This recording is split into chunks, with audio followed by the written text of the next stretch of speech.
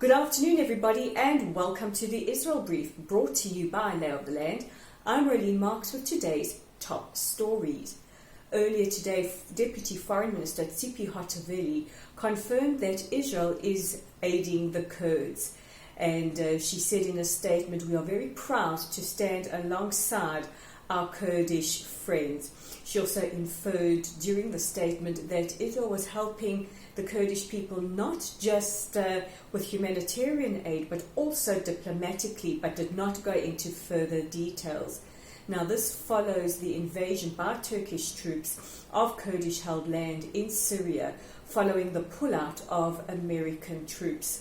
Earlier, Prime Minister Netanyahu said that he condemns the invasion of Kurdish-held areas by Turkish troops and cautioned against the ethnic cleansing of Kurds by the Turks.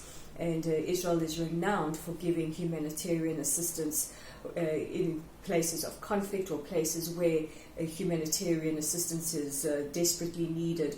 And the appeal to give humanitarian assistance was as a result of IDF veterans petitioning the government saying the Kurds are always there for us, we need to be there for them, and also given our history of persecution, we cannot stand by while hundreds of thousands are displaced or worse. And there have been reports that Turkish troops have used white phosphorus against the Kurds, and we will be investigating this further and following investigations and allegations of the use of white phosphorus. Now, yesterday I spoke about how Dubai, which is part of the United Arab Emirates, is warming up to Israel by opening up the opportunities for tourists with Israeli passports to visit during the World Expo next year. Now, another area or another country that over the last couple of years has been increasingly hostile towards Israel is South Africa. The ANC-led government are extremely anti-Israel. That's their official foreign policy position. But we had a very, very pleasant surprise yesterday by South African President Cyril Ramaphosa addressing the Businesswomen's Association of South Africa.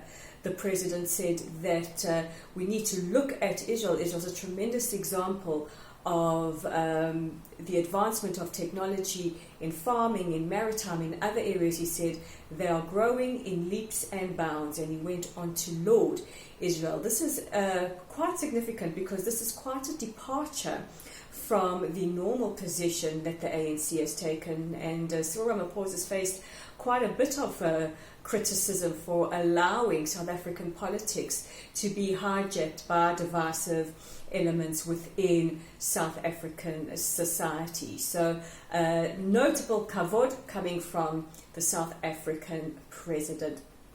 Also, we heard today from Shin Bet leader who said that thanks to advanced technology and the vigilance of the Shin Bet, also known as the Shabak, they are our internal security service, that about 450 terror attacks had been stopped. I mean, just think about that.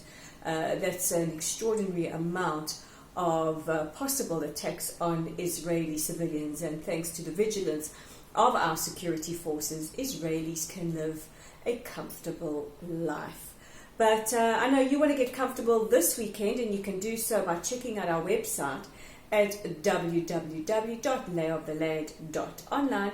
You can read a very, very interesting expose by NGO Monitor, who are writing about why Israel's Supreme Court made the decision it did to expel Human Rights Watch Director Omar Shakir. This is a good one to read. You can also do so on our Facebook page at Lauds, and we are growing in leaps and bounds just like Israeli technology. So just to quote Cyril Ramaphosa, and if you're there, like us and follow us, and very importantly, invite your friends to like and follow us. And don't forget to check out where in Israel we will be for Shabbat tomorrow morning. You can also wish us Shabbat Shalom. We love to hear from you. And if that's not enough, check out our YouTube channel at the Israel Brief. Click on the subscribe button and you'll be notified every time you have a news update. I'm Rolene Marks, wishing you all a peaceful and calm weekend, and Shabbat Shalom. We'll chat again next week.